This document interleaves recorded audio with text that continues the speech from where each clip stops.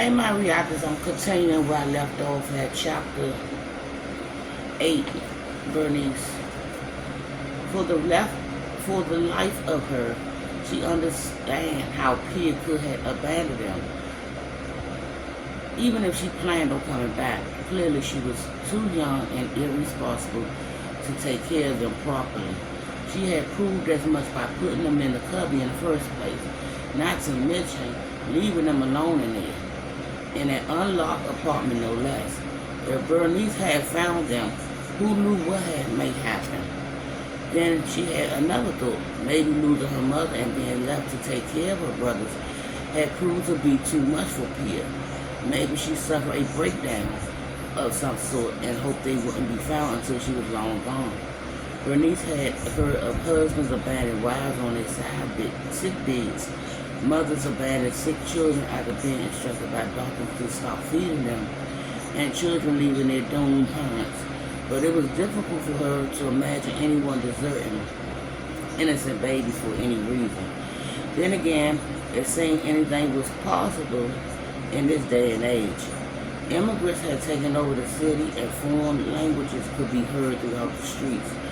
Her husband and son were gone, and the flu had become an epidemic, killing off the population of Philadelphia one by one. Everything was out of control and she was helpless to change any of it. Until now, she could right this grievance wrong. It would be easy for her to pass the twins off as her own. And after everything she's been through, no one could fault her for taking them. Their mother was dead, their sister had abandoned them, and the odds of their father returning from the war were poor. The newspaper listing of those killed in action, along with the new flu cases and death, has grown every day. Even if the twins had family back in Germany, it would be impossible to locate a relative in that war-torn country. She could take care of the boys and, more importantly, bring them up properly, free from the sway of their barbaric backwards heritage. When the twins finished nursing, she laid them on the bed and slid slowly off the mattress, carefully not to wake them. If she was going to do this, she needed to hurry. She yanked the rest of the clean diapers and baby clothes off the clothesline, piled them on the table, then held her breath and went into the bedroom, starting with the dresser and doing her best to pay no heed to Mrs. Lange. She searched for more baby clothes but found none. 2 small coats hung in the closet. She took them and the rattles and the bottles from the cubby and hurried out of the room. Back in the kitchen, she searched the cupboards and shelves for more bottles and food but found nothing. Above the wash bag bin, a drawing of a blonde girl holding hands with 2 little boys in a field of flowers hung on the wall. A yellow sun peeked out from behind puffy clouds, and in the bottom left-hand corner, careful cursive words that read, "To Ollie and Max, love your big sister Pia." A stab of guilt twisted in Bernie's chest. Maybe Pia really was coming back. Maybe she left to get food and hadn't abandoned her brothers. Maybe, now that they were fed and dry, they'd be all right until she returned. Bernice chewed her lips, her hands on her fists at her side. Maybe she should leave the boys here. Maybe it wasn't her place to take them from their big sister. And what if the father returned from the war? She picked up her coat and started towards the door, then stopped. No, if Pia came back and found them gone, it would serve her right.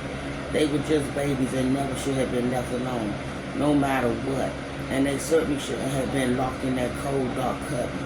It was horrible and cruel and neglectful. Bernice pressed her fingers over her temples, trying to decide what to do. Her head was pounding. Was he trying to justify taking them? No, that wasn't it. They never should have been abandoned. They needed her and she needed them. She turned around, put down her coat, and got back to work, gathering the twins' things, putting the soiled clothes and blankets in the sack and rinsing out the bottles from the cubby. Her disgust grew, anger grew. Pia had asked the neighbor for help or taking the boys to the Red Cross. Anything but what she done. The baby deserved better. Suddenly someone knocked on the front door. Bernice jumped and almost dropped the bottle. "Hello," a woman muscle voice said. "Is anyone home?" She knocked again. Bernice went rigid, her eyes fixed on the unlocked door. She glanced at the twins, praying they wouldn't wake up. The woman knocked again, louder this time. Bernice held her breath. "I'm with the Visiting Nurse Society of Philadelphia," she said. "We're going door to door to see if anyone needs help. Are you in there?" Then the handle turned and the door edge opened. Bernice swore under her breath, but put down the bottle, grabbed the apron hanging next to the wash basket, slipped it over her head and rushed to the door, tying the apron string behind her back, only half pretending to be out of breath. She pulled the door open. "I'm sorry," she said. "I was scrubbing the bedroom floor, and I didn't hear you knock." The nurse gazed at Bernice, her chestnut eyes filled with concern above a gauze mask. Wearing a long military-style jacket, hat, and high button-up boots, she carried what looked like a doctor's bag in one glove hand. The edge of her dark skirt and white apron hung below her jacket hem. "I'm sorry to interrupt you," the nurse said, "but how are you feeling? Is everyone in here you're homesick? Is anyone in your homesick?" Bernice shook her head. "No." "That's good to hear," the nurse said. "But if you want to stay well, you should always wear a mask when you answer the door." Bernice nodded and pulled up the bottom of the apron she was wearing, holding it over her nose and mouth. "And you really shouldn't leave your door unlocked," the nurse said. "Oh yes, I know. I just came up from getting water and forgot." The nurse peered over Bernice's shoulders, trying to see inside. "Do you have this apartment all to yourself?" Unable to tell if the nurse could see the twins on the bed, Bernice said, "It's just me and my boys." The nurse furrowed her brow and put a glove over her mask. "Has someone passed in here?" Bernice clenched her jaws, cursing silently. If she said no, the nurse might insist on coming inside to check. She looked down at the floor trying to buy time, then sniffed and wiped her eyes. "Sadly, yes," she said, hoping she sounded sincere. "My beloved sister. We lost her a while ago, but I didn't know what to do with her. I seen the men on the wagon gathering bodies, but I couldn't carry her outside by myself, and I couldn't leave the babies." "I am so sorry," the nurse said. "I'll send someone to pick up your sister as soon as I can." Bernice started to say no, then realized it didn't matter. She'll be gone by the time someone comes to get Miss Lange. "Thank you, I appreciate that more than you know. I'm here to help however I can," the nurse said. "How old are your sons?" 4 months, twins." "Yes, ma'am." "And your husband, is he in the military?" Bernice nodded. "Well, be sure to keep your boys at home until the worst of it is over," the nurse said. "And if you're feeling sick, let someone know. People are dying faster than we thought possible, and I found a number of children left to fend for themselves. You don't want that to happen to your boys. Just this morning, I found a 3-year-old who has been alone in his apartment for several days. His parents passed and no one knew. He doesn't have the flu, but he was half starved.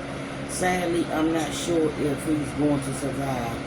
And I'll be back to continue where I left off at. Oh.